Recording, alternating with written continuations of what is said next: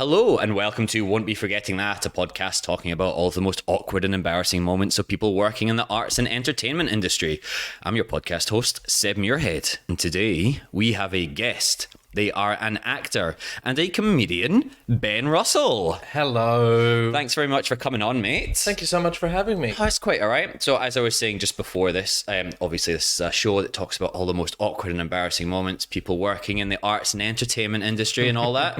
I think you might be the first guest we've ever had on, though, which has forced people to have some of those moments. Do you know what I'm talking about? Yeah. Yeah, so a relatively short-lived podcast called Time to Die. Mm-hmm. Very big fan of. And I think you got a TV pilot. We got a TV pilot from Channel 10 and they, they ruined it. No, it didn't get picked up. Sounds but like Channel 10. Yeah, take that. But would you like to explain the premise of it? Yeah, sure. It was, so we got two comics to write the worst comedy set that they could imagine for the other person, and they had to perform it in front of an unsuspecting crowd. That was it, wasn't it? Because they weren't in on the joke as well. No, the crowd wasn't in on the joke. That's the important part is that the audience did not know what we were doing. Fuck, it was uncomfortable. But I loved it. What, it was like 4 or 5 episodes maybe of the podcast? Yeah, 4 or 5 pods, and then in one pilot, and Bloody Channel 10. bloody Channel. No, it's all right. Yeah. It's part of the biz. It is. And it was a strange. It's a strange concept for a TV show. I will give them that. It is. But it was lots of fun, and I love it. I mean, I think it's an important part of comedy is to allow yourself to fail. Yes. And that's why it's tough thinking of like awkward moments in the line of work, because I've been humiliated so many times. This happens so much with stand-up comedians, I found, because the bomb or whatever you want to call it is expected. So it's just par for the course. Whereas, like, I'm more from an acting background, so you go out there and you're like, yeah, I'll do my best job every single time, and then when you do fuck up, it really stays with you. Yeah, which happens all the time as well. I originally came from a theatre background, and I still act, and it is different. But I mean, I guess what comedy sort of gets you to do is just make big choices. And stick to your guns. Did you find with theatre a lot as well then that you were prepared to bomb or fuck up more on stage with comedy, or did you go into it more like this is going to be the best show every single night? Because that's kind of what you need to be in theatre, expecting to have the best show. I went in like that, and it took me quite a few years to not be afraid of the ball, so to speak. And so due to that, I just couldn't write as well. Yeah. But because you granted, you don't want to bomb on, when you're paid to perform, but of course with open mics you go there and you can just sort of flesh out an idea, try some stuff, and see how bomb away. That's what they're made for. One or two will stick out, and you grab that and you work that, and maybe it doesn't work out, and then you whatever, you start you're probably again. not going to your comedy gala gig trying out your material, but you've got the open mics and all those quiet Tuesday night gigs or whatever to work on. So I mean, at the moment I'm trying to get in a new hour and starting that process. And so it's really fun because, I've got there's a couple of really good open mics in Melbourne.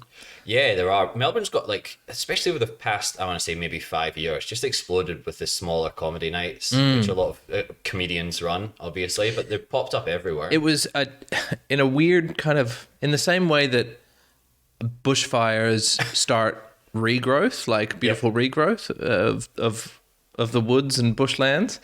COVID did the same for comedy. I thought you were going to say some past comedians were the bushfire. No, COVID was the bushfire. It just destroyed everything, and then it did. Things became ticketed more, and as a result, people kind of had more value on comedy, and I'm surprised. Like I did Voltaire, which is a wonderful. Does Fridays and Sundays. Yeah, they do a lot of and there are people there, and you go on, and everyone's doing new stuff for better or for worse. And I think it takes a more patient punter, but it has a nice risk reward thing It's a going bit on. more intimate to sound like a bit of a dickhead saying stuff like that, but like you're just there and you're seeing people try things out, and then like you can see a lot of up and comers then as well. I remember going to some gigs back home. I'm from Edinburgh originally, seeing like some of the up and coming Scottish comedians just on an off chance on a Tuesday night, and Yeah. whatever the little basement comedy clubs over there were called, Yeah. and you're like, oh fuck, now he's Kevin Bridges. Yeah, it's and it's a different change of pace if you've ever been to like a a more professional room, if you will. Yep. It's kind of nice. It's kind of like a little indie behind the scenes thing, and it's there's a couple of really good ones. There's Voltaire, of course. Yep. There's Dirty Secrets in the city. Oh, nice. In Fitzroy, sorry.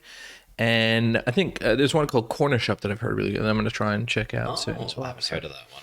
But they're just three like really reliable, get a crowd, good comics go Yeah, there. nice bunch. Yeah. That's always good. And I'm just kind of loving the process. But yes, as a result, I have no shame. Yeah, okay. Well, see, a lot of people say this as well. Friends of the show, Ben Knight and Tim Batt, who'll be coming out next week, but was recorded before this, all say exactly the same things. And then some of the most minute, innocent things are the things that they feel really bad about. Yeah, I still have like one or two from early on that stick with me. And they're from stuff that I couldn't have helped, but it is humiliating. Yeah, and they really stick with you, the early ones, I find as well. One that I always seem to go back to, and then one when you approached me, I was like, oh, that one. Oh, okay. Is that It's always in the forefront of my mind. It was at UWA, which is the University of Western Australia. Oh, okay. Which is the most privileged of universities. Wow, I've genuinely never even heard of it. Yeah. Well, good. Yeah. Real an asshole farm. That's where they grow them. Gross. Yeah. Yeah, wow. Free range. Yeah, free range assholes. And Usually that's a good thing, but not in this case. no, you need to cage your assholes. Behind bars. Caged assholes. That's the best way I've heard it. But yeah, so it was UWA Tavern, and there was a stand-up there, and I just got up. I was emceeing, and got up and tripped and fell, over on the in stage. a literal sense. Tripped Yeah. and fell. Oh shit. Tripped over, fell on my fell face forward, and in front of all these drunken uni students, privileged uni students, and These it was posh, yeah. money-loving fucks. And there was just no coming back, and having to go like start the show and then come back every time. It was just torture. Yeah. You didn't just pretend to be a clown after that. I don't know about I didn't have the experience to do that. I guess there's now it'd be interesting to see, but now as a result, I am always mindful of the step. Yeah. Always mindful of the step, and very posh children as well. Yeah, especially when you're in front of, you don't want to fall over a posh child. No, you don't as well. They'll bloody sue you. They'll sue you. In the arts and entertainment They'll industry. make you pay Don't for it. I'll have tell you much what. money to give them.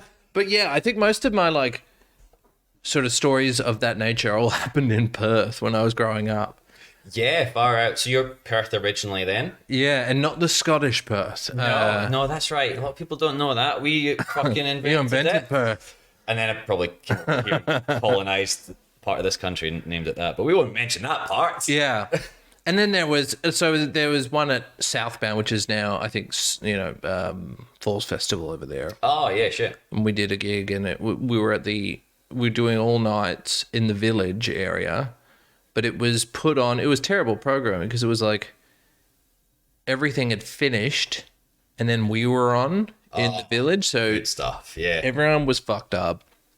And the first night we were going to take turns emceeing, and I was doing the last night. And the first night we got up there, and people just wanted blood. They didn't want to see comedy. They wanted to see someone. Never understood Torn doing apart. comedy in a music festival. Yeah. Personally, I can understand people want to see comedians, obviously. Yeah. Never a music festival when you're just gacked off your face. I think it must be okay during it's one of the few times stand-up's good during the day for those sorts of things. When everyone's kind of still feeling a little bit. Which is what they do or used to do at the Falls Yeah. Festival now. Which worked. Yep. Because it was a nice little break from Yeah. throwing yourself around. Being off your face listening to DJ Yoda. Yeah. Yeah. But for this one, it was after, so all the bands had finished and people were at the height of their fucked upness. Who made that lineup? And they didn't want to hear it. They didn't want to know No. it. And so the second night we tried different tack, but by then people were like starting to come to kill us. Yeah. Oh, And then the one redemption story is that on the third night people were coming down and I was emceeing. I was like, we got to try a different tact. yeah. And so I had brought my suit. I got dressed up in my suit, and I got them all to sit down and then pledge that they wouldn't be cunts. And I got a whole crowd to just say to pledge after me that they wouldn't be cunts. Should have done that at the university gig as well. Oh yeah, well they wouldn't have listened to that one. But I think partially I have to thank the end of the festival come downs for that. Yeah, right. Everyone's the third night, and Everyone's a little bit more susceptible to joining a cult. yeah. You'd sign them up for anything at that point. Yeah. Any cult leaders out there, just a little heads up if you do want anyone. Third night at a festival is probably not the worst place to check. But then, of course, and then Edinburgh always has its like you always have whenever you go. I've been done 3 shows there, and you always have just one night, Yeah. just one night where you want to end it all. And yourself. Yeah. I'm very lucky that I grew up and went to acting school in Edinburgh, so I never had the thousands and thousands of dollars that I had to spend to go over to perform in the Fringe. I just did all my little plays in the Fringe, and I was like, I just go home after this. It's fine. Yeah. Sleep in my own bed. I'm not like. How much money does everyone lose going to that fucking festival? It's insane. It's crazy. Yeah. To go over from Australia is just outrageous because you got to deal with the pound conversions and Flights alone, yeah. thousands of dollars, and then you're sleeping on your friend's couch and you're eating the worst takeaway food in the world. And I love Scotland. I'm Scottish, but we fucking try and kill people with that. Yeah. It's I was disgusting. eating haggis burgers and I don't mind a good haggis burger. I fucking love the haggis burger, but it's not something that you can eat Never regularly. once a year. It's so Your good lowest though. point. Yeah, I love haggis so much. me too. Right? Yeah. Everyone's so against it. It's so good. It's sausage. Yeah. What's you eat? There's spice in it as well. Yeah. Like, guys eat hot dogs. That's, That's pig the same arseholes. thing. Yeah. It's bullshit. yeah, It's so right. you don't know what you're missing with haggis. It's one of my favorites actually. I'd say maybe skip the deep fried Mars bars. Yeah, no, But no. yeah, haggis is great. But we used to live. We were staying near this chippy that had like lasers and disco lights everywhere. Picantes. I think maybe, but we used to At the call it top just of Leith Walk. yeah. Yeah. Picantes. World famous picantes. We used to get the chips and gravy. I tell you Yeah. what, you might not do vegetables, but you do gravy like no one else. No, I know, right? We won't live past 60, any of us. But holy shit, that fucking gravy! job. I don't know what it is that the Scots do. Yeah. But that gravy was out of control. It's got meat sauce in it a lot of the time. I think that's what's missing a It lot was of just- it over here, but yeah. Absolutely off the hook. Oh, it's horrendous as well. Like, don't get me wrong, this is not a meal that you should be eating if you care about yourself. No fresh food to speak of. though.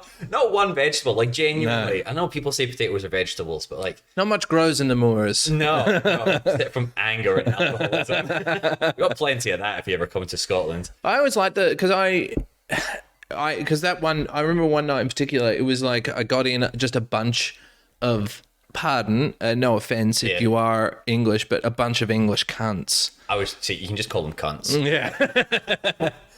And they just fucking hated it for no like they just came in with this horrible attitude. Yeah.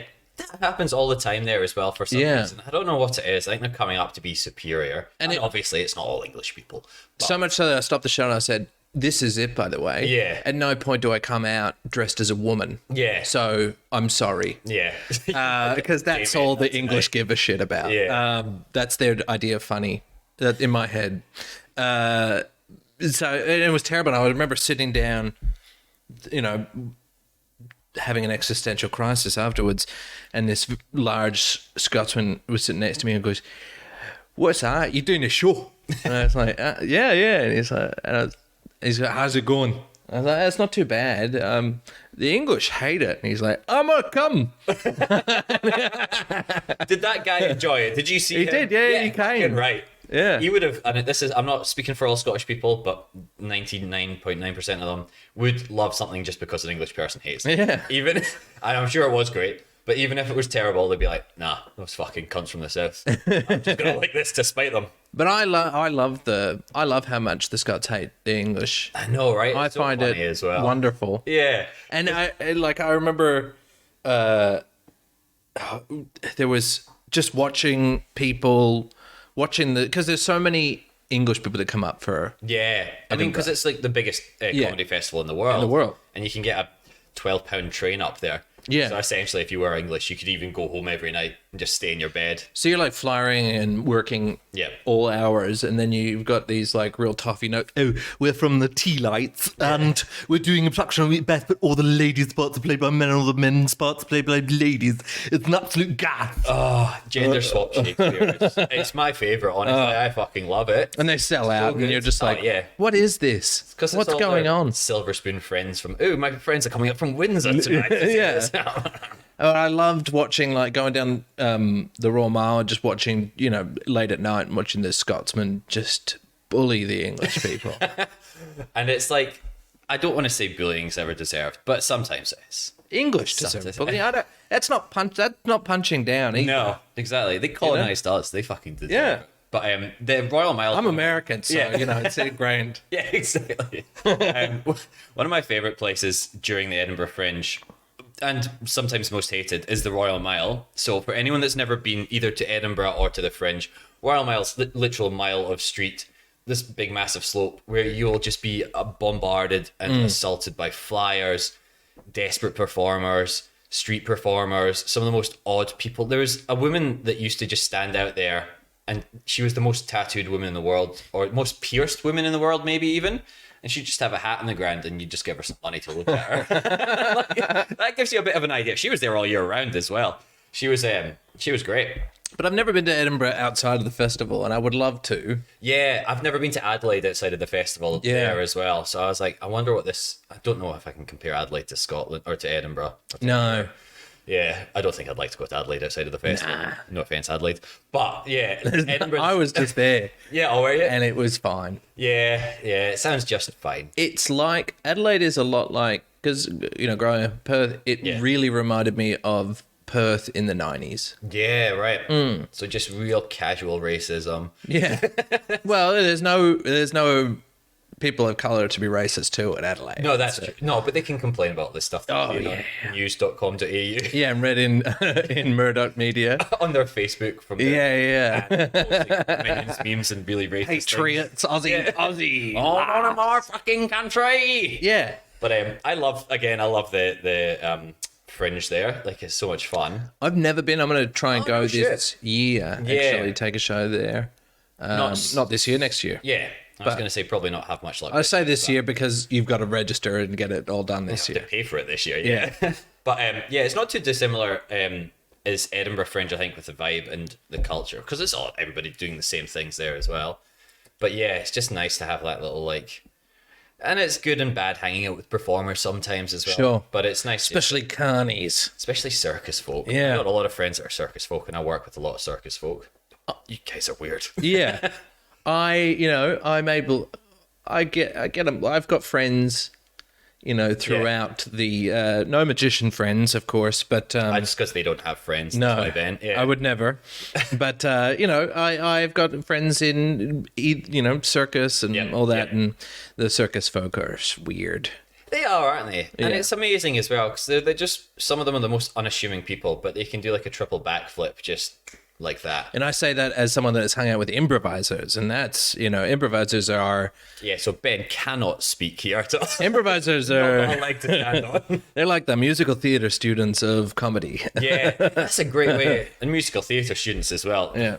You want to get me started on musical improv. Well, impromptus, we're coming for you. Edit that name out as well. Now keep it in, they need to know. No, I'm out for them. To this as well. It's not about them. So but you do a lot of improv as well. You even run your own improv show every month? Yeah, every month at Comedy Republic. There'll be one on the 26th of June. Nice. That's also a great little venue as well. Oh, it's so good, Comedy Republic. One of the only fucking places that stocks gluten-free beer in the city as well. I know that's a tangent. I'm celiac.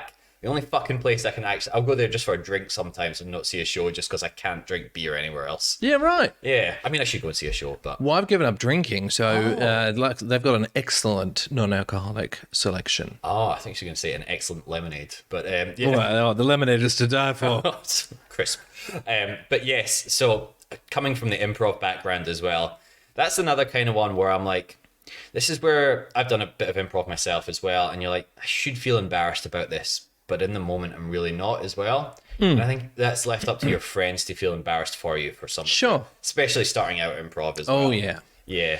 Improv is funny because you're kind of protected by the bubble of improv. Like, people go into an improv show and they kind of sign a contract that this is all made up, so their standards are lower. Yeah.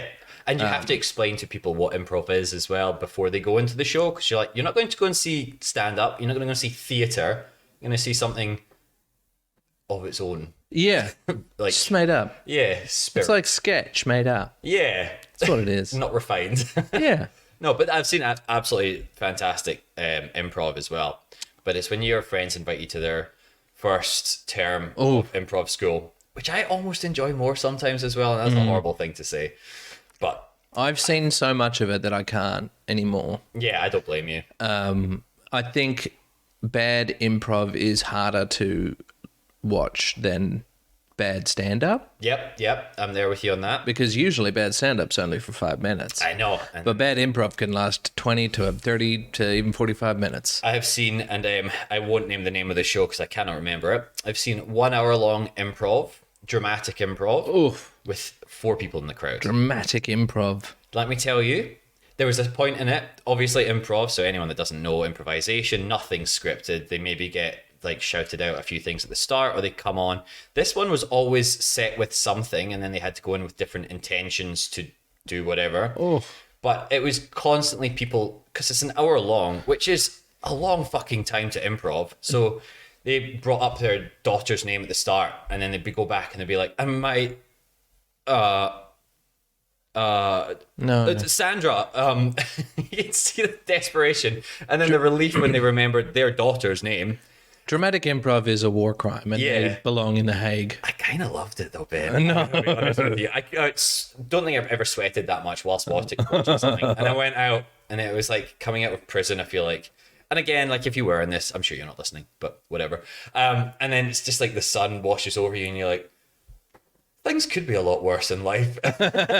Yeah. Hey, maybe this... Yeah. It gives you... Yeah, dramatic improv gives you perspective. On your own life. So if you're listening to this, go and watch dramatic improv. I don't know if it'll ever be shown again. I presume it'll never be shown again. Hopefully. If you can find... But I don't know as well. I wouldn't mind seeing it again. But they went... One part that really stood out to me as well was they went to do a slap in it. Of course, improvised. And the performer didn't want to slap the other performer. So they just raised their hand and tried to give him eye signals. And then the other person was like, oh, okay. And then they didn't stage it correctly for stage. I'm a stunt performer myself as well. So I'm very critical of bad combat. Yeah. So they just showed us essentially them both high-fiving and one of them reacting like they got slapped. No. But again, Ben, I loved it. I'm probably not winning any fans in this episode, but I fucking loved it. It was so... it stuck with me. But yes, anyway, enough of us. Or enough of me badmouthing. Did you come with some stories? Obviously, you got your falling in front of the poshies. Sure. Did you have any other stories that you came with? I mean, nothing that I haven't gotten over. Yeah. That's the thing. Nice. Good on you. I think that's a healthy way to live. Yeah. Because mine stay with me and I can't get rid of them. It's just falling in front of rich students and that one Edinburgh night. Oh, yeah, Edinburgh will get you. But yeah, that's part of... I think Edinburgh is, sure, a waste of money, but it's also a good... Like, it's kind of just a holiday as well. It's a holiday, but it's almost a rite of passage. It is, isn't it? You really have to go over there and humiliate yourself. And you get better because of it. Exactly. And then you make some friends and you do a couple little spots on other people's shows. And you're like, well, catch up next time you're in town and then never see that person again. Yeah. Yeah. And then you every now and again read of somebody that's been cancelled that you met there 10 years ago. Yeah, exactly. Yeah. It's fun. Yeah, exactly. So that's why you should get into stand-up for anyone listening. we'll definitely be friends with people getting cast. Same in the acting world. But yeah, you've done a lot of like television sketch as well, and even some like of your YouTube sketch stuff is fantastic. Do you ever find that trying to bring that to the more mainstream, either studio executives or more mainstream even audiences, have people reacting in a really strange way? Yeah, kind of. So I'm interested at the moment in how like the boomers react to weirder shit, and it confuses me because, and the reason why I'm like kind of fascinated by it is because they invented weird shit. Yeah, right. But they've somehow forgotten. Yeah. That well, it's not their weird shit from their youth, so but it's not right. Like, it's correct. yeah. I'm very confused by it. I want to sort of, someone could do a study as to how the boomers forgot how to enjoy weird YouTube shit. Documentary out there. If you could make this, that'd be great. Because you look at Monty Python. Yeah, right. And you look at like Steve Martin. Yeah. From the 70s he does some fucking weird shit. You look at old SNL sketches, they're cooked. Yeah, right. And I question whether they're I think they're just as cooked as some of the modern cookery that you'll see today. I know, right? But it's because it's not on network television a lot of the time. Like people put things on because they're producing it themselves. So it'll go up on YouTube or it'll go up on some more obscure channels, quote unquote.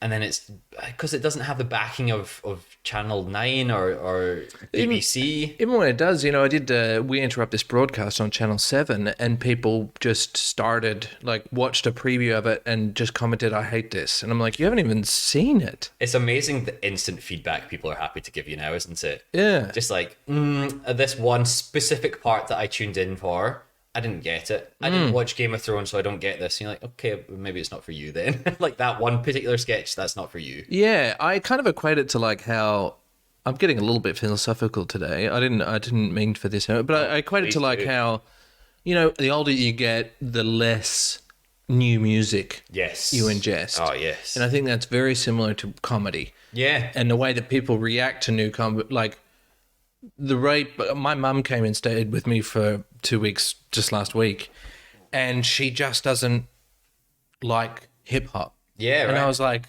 okay, here are some here's a man called Jay-Z. Yes. Jay-Z, mum. Yeah. He's quite popular. Well, she's Texan, so it's Z. Okay. Oh, my apologies. Of course. Yeah. And she just doesn't get it. I'm like, this is happening. Yeah. Whether you like it or not. It's funny as well, just the and it's not like boomers is such a funny blanket term as well, but like it's the people that just were like, no, I don't like it. You're like, you haven't tried it yet. It's not just boomers, it is people that are just younger. I mean, boomers are the main, only because they're the easy scapegoat. They are, like, oh. because all of them are like that. But there's also just like, there's late millennials like myself or Gen Xers, and it's weird. People just stop. Yeah, it's like they turn 30 and then just stop. I'm done trying anything new. Yeah, just give me exactly what I want. And that's for comedy as well. They're just like, nah, this is weird. When it's not that weird. I don't think I do. I might do things that are like. I should find some wacky or recesses of YouTube weird. Like that stuff's fucked. I like to think that even though it might be a bit abstract at times, it's still got a through line. You can see the jumps of thought. Yeah, and again, like you said, Monty Python's probably one of the best ones to come back to for that as well. Because you're like, how fucking strange was some of that stuff? Yeah, but that's like heralded as like the godfather of abstract comedy now. Yeah, and then you look at like the most common thing is that people will be like, "Oh, comedy used to be good back with Hey Hey It's Saturday and Fast Forward and Auntie Jack," and I'm like, have you actually sat down and watched that stuff? Like, I love Fast Forward and Full Frontal. I'm not saying that they're bad, but it was rough. We didn't know how to make TV then. No. We didn't. It was real, like, community television almost type stuff. The quality and the way that it was all put together, and it worked because it was left to its own devices. There was nothing else on as well to compare it to at that time. Hey Hey It's Saturday. If you've actually watched any of that. A full episode, not just the clips. Yeah. A full episode. It is the most awkward Yeah. Channel 31 community access TV shit that you've ever seen in your life, and yet we hold it. Yeah. Maybe not so much since the blackface. No, Since the black facing, but yeah. it is And anyone that doesn't know what that is, I mean, Google it. It's Harry Connick Jr. far too recent for it People to do be 'em- acceptable. Yeah, they used to do red faces, and Yeah. someone did blackface, thinking that it was not incredibly racist because this is Australia. Yeah, and that's like, again, you're like, oh, the 60s. You're like, I think that was the late 90s, early 2000s. that was I think that was early 2000s. Yeah, It was so- not that long ago. No, not great. And And I feel like you've got, I think we're due for one actually. a blackface. Yeah, we're due for like a footballer or private school checking boy. your watch there. Yeah, just checking a date. Yeah. Or it's a footballer, private school boy, or Chris like Lilly. Yeah, Chris Lilly, or politician Yeah. being caught with an old photo Yeah. in blackface, and someone goes, You'll just introduce. "It's not racist. Yeah. It's funny," and Yeah. you're like, what? Yeah, I know. I can't believe we're doing this still. Again. like doing this again. We just stop. That's please. insane. It is insanity. Yeah. But then, like, Little Britain, I grew up with that. Yeah. And that was 95% Fucking hell. blackface. And just Holy shit. the worst stereotypical Yeah. portrayals of every but they made fun of every race, and you're like, yeah, but I don't think that makes it all right. It's just Yeah. across the board. But like, they're still working, and I don't think it came from a place of malice, but you have to really look at it as well, of being like, why did you do this? Yeah. It's it's strange. I'm fascinated by people calcifying. Yeah. But you said you came with your own blackface story as well. Oh yeah, no, and this is why it's still funny. Yeah. No, That was a joke as well for anyone. it was Yes. coming from Perth because I moved from Perth to Chicago. Yeah. Just did it. Of a culture shock, I'd imagine. Oh yeah, Yeah. and it was interesting to see how like naive and sheltered I was in Perth. Especially in some of the, like you're saying, Adelaide or Perth or anything like that. It's not exactly multicultural. Nah, Yeah. it is so homogenous. Yeah, it's real. We have Italians. Yeah, that's true. And they're probably the quote unquote worst ones that you'll see. Oh yes, but Yeah. yeah, that's it. And I think it's it's changed. I haven't been back in a long time though. Yeah. Most likely changed since I was there. Fuck, you'd hope so. Fuck, you'd hope so. But yeah. But maybe it hasn't. I mean, I think Dane Baptiste was just in there and he was like, there's a security guard just following me around. That's always fun, isn't it? Just when you're like, this would be funny if it wasn't so sad. Yeah, it's fucked. Yeah, it's almost a joke. But yeah, sorry, two middle-aged white guys talking about this on a podcast is obviously going to fix the problems. Oh yeah, I mean, Yeah. we've fixed comedy, we've fixed everything, and Yeah, that's what so it's about. Anyone else that wants us to fix your problems, call in now. Maybe we can fix Ukraine and Russia as well. We'll Yes. Yeah. Israel and Palestine, watch out. Yes, we'll do an improv hour-long dramatic Northern show of it. Northern Ireland. Yes. Yeah, you guys. Let We're us all just know. Ireland. It's fine. Just different flavors of Christianity. Yeah. Yeah. Grow up. Yeah, right? Get Exactly. together. Yeah. We all look the same anyway. I'm editing that part out as well, just in case Probably I for the forget to go best. to Ireland. But yeah. Yeah, they're very sensitive about it. Yeah, so I've heard as well, huh? Hmm. Honestly, I don't understand it. Just a little bit of the troubles, that's all I heard about. Just little troubles. They Yeah. downplay it. Yeah, exactly.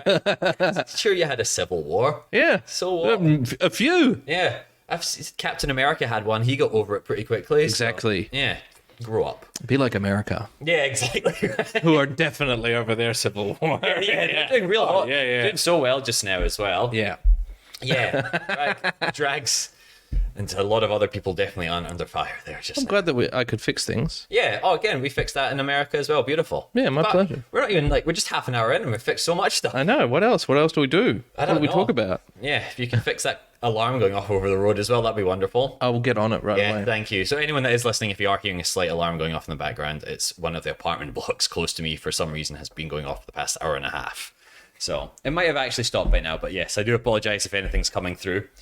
But I can think of non-related. I've got a couple of non-related comedy or art embarrassing things. ones Think that art or aren't are not art related. not art related. Yeah, Yeah, just that's me in fine. everyday I'm life. happy with that. I'll honestly take anything. And I know you haven't listened to any of the previous episodes, which is totally fine. But my sort of main goal for this podcast is to find somebody that shit their pants whilst performing or whilst on set. And we came really fucking close recently with a friend of the show, Laura Brown.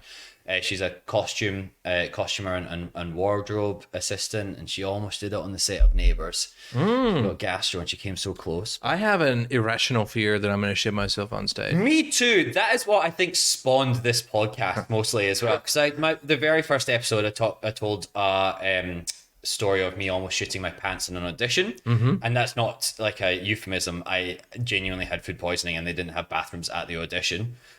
So I fucked the audition and drove to the closest McDonald's quick smart afterwards. But yeah, it's one of those things where it's like, and I know you've done a lot of like with the sketch world, you wear a lot of ridiculous costumes, which people dress you into. Yeah, You feel you're like locked in.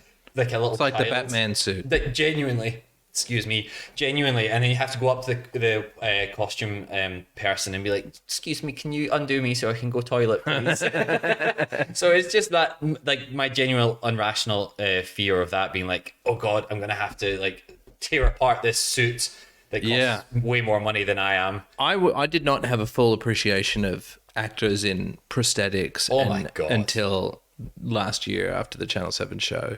You had some pretty weird stuff on that as well, from memory. And I did some stuff with like big prosthetics on my face that ended up getting cut because they looked too weird.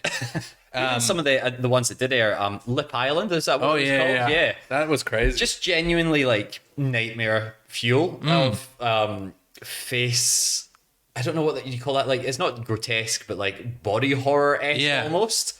Yeah. But it's you're stuck in it and you start to feel quite claustrophobic because it's all this stuff that's glued to you. Yeah, and it's like, And at the end of the day, when you're done, you can't even rip it off. You have to sit there and they've got to slowly sort of peel it away like with a little paint scraper and they're putting in stuff, which like, did you have to clean shave as well? So your skin was always super irritated all the time. And your skin is not the same for a good like 2 weeks afterwards. So if you're doing that every day, like I think about, there's an actor, Doug Jones. Yes, he is. Who is the guy? Guillermo del Toro. Guillermo, thank you. Jesus. I'm going to edit. Guillermo del Toro. That's the first time I said that on this podcast. But he is his go-to guy for creature makeup. So he's like the go-to. He's like the Andy Serkis of practical makeup effects. Andy Serkis came along at the right time. It's just like, chuck a morph suit on me. I'm good to go. I don't want to do all this shit. Sitting in a chair for 7 hours, getting literally everything glued to every inch of his body. But I had a fraction of that stuff done to me. Yeah. I can't imagine the levels of sort of meditation and zen that you have to get. Just even like, I don't know how you are, but when I find people in that close proximity to me all the time, I'm constantly just like, try not breathe on them, try not like sweat too much so I smell. I do love the makeup chair though. Yeah, I have to say, I find it quite peaceful. Like just someone just slowly doing like tiny work on your face and you're just your eyes closed or I know, and you can kind of drift off sometimes as well. And it's always like in the nice makeup rooms as well, you're always like, it's got nice aircon or it's got nice heating in winter time, and they're the nicest people, the makeup artists. Oh, they're so good. You always be nice to your makeup and costumes. Yeah, because they're the ones that first off make you look good. Yeah, which is really important. I mean, you should be nice to all your crew because you can treat the grips however you want, but the grips. I'm joking. The grips will never talk to you anyway. So no. But you can bully your sound guy. Yeah. Also, just don't tell them when you're going to the toilet. Yeah, that's the best thing. They're constantly just terrified just hearing someone going to the toilet. But so I let you get back to this. But friend of the show as well, Tanya DeRoss, she's a special effects makeup artist. She was on the show a few weeks ago. She had to do full prosthetics on an entirely naked man as well. So like, if you're sitting there and you're having to get your dick painted by someone that's essentially a stranger, it's like some of the weirdest, most intimate times around. And you're just kind of like, they're always super nice and super, I think, aware of that as well. So like, they're always the nicest people. So always be nice to them because they've seen some absolute horrors on people as well. Oh yeah, I can definitely imagine that. Yeah, but sorry, you were saying you were being glued into prosthetics and I was just saying costumes that as well. Yeah, just that gluing in and everything. It just gave me a real appreciation for people like that Doug Jones, who Yeah. have made a very lucrative and good career out of it. I think it's just because he's the one that goes back to do it afterwards. Because I've had a few friends that have worked in full prosthetics before. I had a few friends that worked recently on the portable door. I don't know if you saw that. Oh, yeah, I've heard of it. There are lots of little goblin men. I don't know if that's a spoiler or not. But There's Goblin Men. there's goblin men in it. All right, get over it. It's 2023. There can be goblin men. There can be Goblin But, Men. yeah, goblin women as well. Yeah, I kind of identify as a Goblin Man myself. Oh, me too, for sure. Especially today, I haven't left the house yet. But they were just stuck inside these prosthetics and occasionally just forgotten about. Yeah. And they're just sitting there sweating and filmed up in Queensland. For anyone that doesn't know, is unbearably warm Oh, and or humid all the time as well. So awful. just being stuck in that constantly It just- sounds like a fucking nightmare. itches in places that you can't. No, you get can't to. physically get to as well because you got goblin hands. Yeah. And then they put the prosthetics on. And then if you need to be sweating in it, they Yeah. put glycerin on you. Oh, just the fake sweat and fake blood are horrible. Holy as well. shit. Yeah, I do not like that. And like as a stunt performer, you're often getting killed. Of course. So you're just getting fake blood put on you a lot, and then you're like, you always have to be the tough stunt guy. I can't complain about things. And you're like, no, this is itchy. I'm sweating and it's running in my eyes and it's uncomfortable. But even just like, being in set on fire as a stunt guy as well, you have to be covered head to toe in burn gel. Mm-hmm. So it's like it's in your ears, it's up your nose, so you can't really hear that well. You can't breathe out your nose. You've got like the smallest slits that you can see into your eyes, so it doesn't melt your eyes out. I have a dream that I will do a stage show. It's impossible, really. Oh, never say never. Well, I'll hear the story first. But I would love to set someone on fire in it. Really? I think that that is such a good. I just love it. I Yeah. love seeing someone on fire doing firework when they just do that walk. Oh, it's the classic. It's so good. Yeah. and I love to put it in like as a sketch and something. As a end line, just someone bursting into flames. I think that's That fun. can be your next time you go back to Edinburgh. Just set someone on fire. It's each night. impossible. Yeah, it's the OH&S. They won't allow it. I don't They know. freak out with fire. You can have. I mean, yeah, obviously they're not the biggest fan of that. But Theaters don't like it. theaters, no. You start working your way up to stadium shows. That's happened before. Metallica, famously in the 90s, they had this the disaster tour or something. They'd set a man on fire by quote unquote accident at the end of every night, and he'd run around on fire. I think I've got a ways to go till I do a. You're not that far. Channel 10 show. You've had another show. Good few shows on Grouse House TV as well. Yep. So I'd say stadium. I Rob would- Laver, if you're listening. In fact, for Hug the Sun on Grass House TV, I tried to push for someone to get on fire. Oh, did you? Yeah. You coming back for a second season of that? I don't think so. Oh, I was going to say. Otherwise, It was a pretty self-contained thing. We've thought Yeah, it about other little spin-offs, but yeah. it would make most sense as well. Hug the Sun. The what was the sun Yeah. god called? Oxtos. Ox Toss. Yeah. For viewers that don't know, Hug the Sun is about a fictional after-school television show that had religious undertones to a cult. Quite heavy religious undertones. to the cult. To a And sun-worshipping cult. again, something that boomers would hate, but like a little bit more of the abstract, absurdist comedy. Yeah, but I don't think that's the thing. Boomers would say that they hate it, Yeah. but it is very like Monty Yeah, Python. it is as well, isn't it? Very That's the Steve thing. Martin. I mean, Steve Martin is one of my biggest sort of inspirations. Like, I fucking love him. Yeah. I think he's wonderful. Yeah. So, especially his early stuff, his 70s stuff, he was really a kind of a pioneer in the US Yeah. for weird shit. Yeah. And now look at him, fucking killing it on the banjo. Yeah. Now it's just like, fuck, I don't want to do it anymore. I'll play the banjo. Touring, playing blues. Yeah. It's Good on when- him. Yeah. The same thing, I think, when you get to a certain point in your career, you're like, I think I've done the most I can do here. Yeah. Well, it's kind of like, I can imagine it being that. When you've done as much as he has, you kind of just, because I've given up drinking Yep. forever and it's a lot easier because I was like, well, you know what? I've done it. And it fucking gets, I don't know how old you are, Ben, but it gets fucking worse as you get older as It gets well. worse, and I was doing it quite a lot. Yeah. I won't say I was an alcoholic, but I definitely let's just say I had a problem with drinking, Yeah. and my liver couldn't handle it anymore, and so Yeah. I just sort of stopped, and I of course, there's so many good non-alcoholic beers there. Yeah, right. And that fills the hole. It is, isn't it? And you're like, oh, great. I don't have to wake up the next 3 days feeling like absolute dog shit now. It fills that habitual hole, at least, Yeah. and that behavioral hole. And the social hole as well. But to be honest, like, yeah, I don't miss that feeling of getting fucked up. No, I know, right? In fact, I've had to go. All you do is you do therapy because you can't get fucked up and Yeah, right. drink away your problems. So you have to deal with them. So you just spend loads of money on therapy as opposed to alcohol. Yeah. Yeah, this is my therapy, this podcast. Get it any way you can. I know, right? And I don't drink a lot. I'll have the occasional couple of beers as well. But What yeah, kind of Scotsman are you? I know everyone says that. I'm celiac, so I can't eat haggis anymore. I can't drink beer. I'm not... Whiskey? I'll do the occasional. I'll do a wee nip of whiskey. I tell you what I do miss. I think I will return for like a beautiful, expensive Scotch. Yeah, see, that's a problem though, isn't it? I would That's- I would return for a glass of super expensive Scotch Yeah. or a beautiful like white Burgundy French Oh. wine. I would come back See, I've for. never been a wine guy I myself. love I love wine, and I think that's not even the fact that it's alcoholic is not even it's not the priority. Yeah, right? It's just the taste. Yeah. And then the real snobbery that comes with it as well. You can drink it and look down at all the other people ordering the $10 a glass wine. Yuck. Yeah.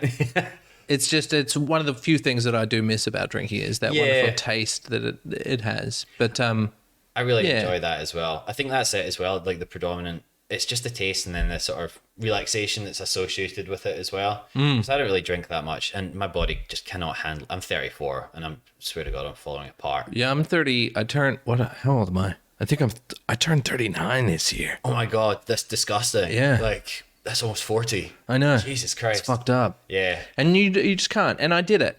I did Yeah. so much partying. I drank myself 2 or 3 new assholes Yeah. along the way. And Sorry, especially were they free range or caged arseholes as well? they were free range organic. Oh no, they're the worst kind. That was our fully organic certified asshole. Jesus. But yeah, because I partied a lot, especially in Chicago. Because imagine like Chicago's one of the few towns that stand up isn't the bow of the ball. Yeah. It's sketch and improv. Yep. And it's part of the culture that people go out Yeah. and see it. That's amazing, isn't it, huh? So you've got like two main, IO and Second City, Yep. which are the two main big theaters. And they're mass. They're like internationally renowned theaters as well. And they got two, like Second City has like 4 or 5 theaters in it. which is crazy. IO has 2, or did when I was there. Yeah. And doing 2 or 3 shows a night. Yeah. Plus you've got all these like the Playground and, all these other independent little tiny theaters doing the same thing. Yeah. And, like daily as well. From yeah, what I've heard, every I've never night. been. But like that's so crazy. It's like Melbourne International Comedy Festival every week. fucking night of the Yeah, week. it's crazy. Like, And put that into perspective. Like Melbourne would be lucky to have 3 shows anywhere in the entire city in a night. yeah, well, it depends what show you want. It's quite a bit of stand up, but it kind of ebbs and flows with Yep. rooms. Rooms die, rooms get, come back. And Yep. so you never really know. But these were like established Yeah. rooms that sometimes were just little, run by a couple people Yeah. every night. And people are just coming along. from People just come everywhere. along. Yeah. And it was great. Like, it's such a great place to get your 10,000 hours out. Yeah. And that's why so many, that's why you've got a bunch of Chicago, sketch people and actors and coming in through. Because Second City alumni that have gone on to, like you're saying, like SNL and their own cities and stuff like that as it's well. such an amazing training ground. You can do so many hours up there. Yeah. And really find your voice and do it. And I did that, but I also really got stuck into what was my hobby at the time, that was drinking. So Yeah. I mean, that's the problem as well with this kind and of it's life, isn't and it? it's a big drinking city. Yeah. You can go. I used to go to the bar, I think it was $5 for a PBR tall boy and a shot of Jameson. Shit, that's cheap as. Yeah. And so you would just get fuck-eyed. Yeah. And it was fun. Yep. But it wasn't sustainable. Oh no, I would not recommend that for more. It was a thing that you do in your 20s, was Yes, what I did. exactly. When you've got the energy to. Early 20s as well. Yeah. So yeah. It was an early 20s thing. And I'm really glad that it was one of the best things I've ever done. But, whew, I struggle to remember some things about it. Sometimes for the best as well. Yeah. There's definitely some nights where I'm like, oh god, especially like rap parties. I'm pretty bad just being like, it's time to drink as much as I want now because I'm free from this. Not free from this. That's not the nice way of saying it, but like I have the responsibility of turning relief up now. Yeah. So you're like, fuck yeah, open bars, free booze, and then you're just like a week of just being like, oh, I probably have to work with some of those people again. Drank too much, and I genuinely can't stop vomiting. So it's just not worth. And then it's like in this kind of career as well, you never know when someone's going to be like, "Can you be on something tomorrow?" Yeah. I'm not saying that everyone should stop drinking. I think that it's great, and I think you're wonderful for doing it. Some of you need to drink. Yeah, something you need to drink, and I get that. And drinking is wonderful, and I love beautiful wine and whiskey, and yeah, good on you. And I wish I could do it, but it's just like it's everywhere. Yeah. It's everywhere where I work. I work at bars, for fuck's sake. I know, right? That's the thing as well, because there's no like, are there any dry rooms? No, exactly, because that's where they. Why would anyone go? Yeah, everyone just sitting around with a Diet Coke, being like, oh, yeah, that would be the worst comedy room ever. Yeah, even the comedy room like in Chicago that didn't have bars were still BYO. Oh shit, that seems dangerous. It was awesome. BYO. People sitting in with a bottle of Jack Daniels. So good. Jesus. Yeah. That would never happen here. I wouldn't allow that. No, but because they want to make money as well. But yeah, I used to work at a theater, and it would just be every time we had stand-ups in, it'd just be people loading up with like 4 drinks to go into the theater, and then halftime or the interval, just floods of people. Whereas when you had the ballet, it'd be the occasional, champagne, sparkling wine. But yeah, for whatever reason, it's getting it as drunk as you possibly can. Seeing stand-up is apparently the best way to do it. It's a good time. It's pretty fun. You're having a laugh. Yeah, you're getting fucked up. But as the punter, if you're the person that's doing it every single night, you need those couple of drinks to kind of take the buzz off at the end as well. Yeah, it's interesting. You do. I'm merely one of countless that you seem to get to a point in your life as a comic and you just stop, or it seems like it's a very like black or white. You either keep going or you see it erode you. It really takes you down. Yeah. There's a few people that are like, I'm fine, I'm a normal human, I can do it like everyone else can. Yeah, but you see it go one or the other for the majority. I think it's also very dependent on the career path as well at that time, which is like if you are still living for those 2 free drink tokens every night and maybe not where you thought you would be in your planned out career younger, it can be real easy to I mean fall it's a cynical community anyway, which is part of its charm, but it can be a lot, especially when you've got a drinking problem. Yeah.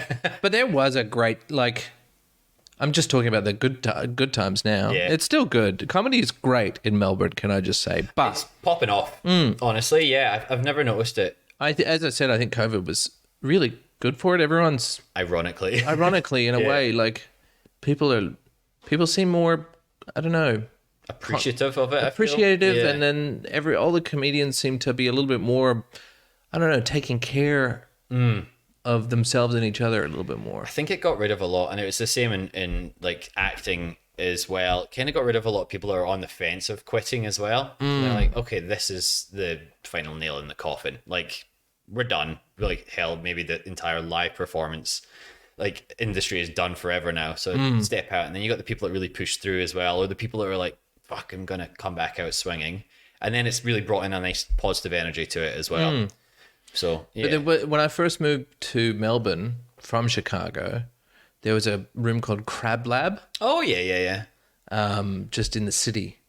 And it was just like a brief period of time when there were just so many great comedians just coming up all at the same time. Is Crab Lab not around anymore then? It is, but it's at Comedy Republic. It's kind of just sort of continuing. It's by brand. Yes. And it's still good, but it when it was at that weird little nightclub, you just go there even if you weren't on and hang out. Yeah, it was a real lovely little nice time. Yeah, you don't get that so much with acting and stunts especially. You see people at the gym a lot with stunts, but you're never going, down, just hanging out, having a couple of drinks. Generally, you want to try and be as respectful to people who are doing life and death things as you can. Yeah, so it's nice having that community, or it certainly seems nice having that kind of community anyway. Yeah, it can be nice. I don't know. Maybe I've got rose-colored glasses at the moment. I'm just having a nice time. But maybe there's comedians listening to this going, that cunt doesn't know what he's talking about. I don't think comedians listen to podcasts with other comedians on them. It's just normal people, quote unquote, listen to this. Far too narcissistic for that. Yeah, I know. Unless they're on it, of course. Then they'll listen all Scrolling day. through it and then be putting it out to everyone. Yeah, be their link in their bio. But thank you very much for coming on, Ben. Do you have any other stories before we wrap up? I keep replaying this one moment. I was riding my bike. This is back when I was living in Chicago, and I had riding on the road. Yep. And I was stopped just over the line, coming into the pedestrian crossing. Oh, okay. Oh. And people were crossing, and this lady, I remember her. She had like this weirdly a thick like Brooklyn accent. And she said, "Well, you crossing the line? You're in the way. You're an asshole." She just called me an asshole. And I didn't think. Yeah. I didn't think. She was an old lady. And I just said, I panicked and I said, "Go fuck yourself." And I looked around and people were looking at me. I was like, "Is this?" Oh, no, I'm in the wrong here. I'm the bad guy. Yeah. Your reaction might have been wrong, but Escalated. me doing that made it me the bad guy because I told an old lady to go fuck herself, and Especially I just replay that. I didn't know. I didn't look up. I just panicked and I just said, "Go fuck yourself." I shouldn't have done it. See, this is the friend of the show, Ben Knight. Exactly the same thing. Bombs, whatever. It happens. He said a one offhanded thing which was misconstrued, or he thought it might have been misconstrued once, and that's what stuck with him. Well, it's very hard to misconstrue. Go fuck yourself. No, maybe it was in a nice way. It was not in a nice way. It's like when someone in Australia, you call them a cunt, it can be in a good way. No, it wasn't No, the Australian go fuck yourself. It was. I just didn't think. Yeah, that's a rough one. Yeah. Did anyone say anything to you? No, a couple just kind of looked at me like, I looked at them and they were like, "No, we're not going to fucking back you up here. Yeah. Get the fuck out of here." The shame in your eyes afterwards. And I as just well. rode off. She was shocked. Yeah, that is fair enough. But also, I would like to say that I don't think it was that bad that I was on my bicycle. Oh, just okay, a little bicycle. Yeah, it was a push bike. Some people are just miserable, aren't they? Yeah. But probably more miserable when they've been told to fuck off. Yeah, I'm not saying that I was right to Yeah. do that, but I was just saying that I don't think I don't think I deserve being called an asshole. No. But I did deserve to be called an asshole after. Yeah, there you go. See? Yeah. Not retroactively. I retroactively made her right. Yeah. You've rewritten the history books. I did, yeah.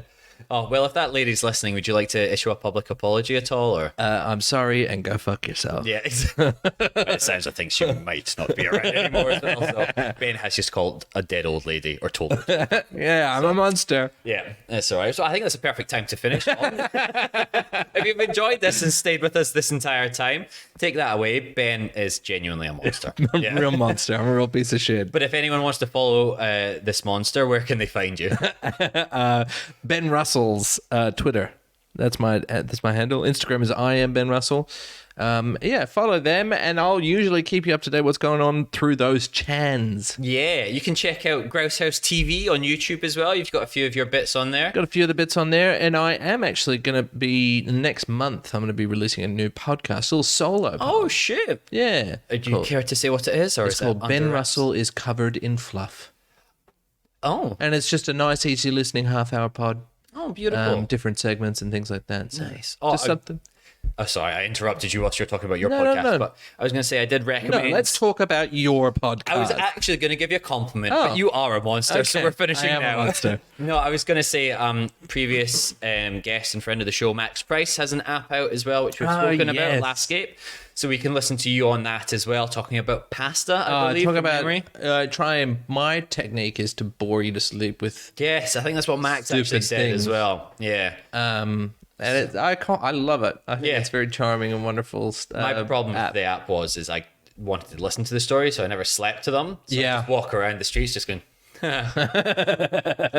just with all these comedians just whispering in my ear. Yeah, I love it. It's so wonderful. So I would definitely suggest checking that out as well.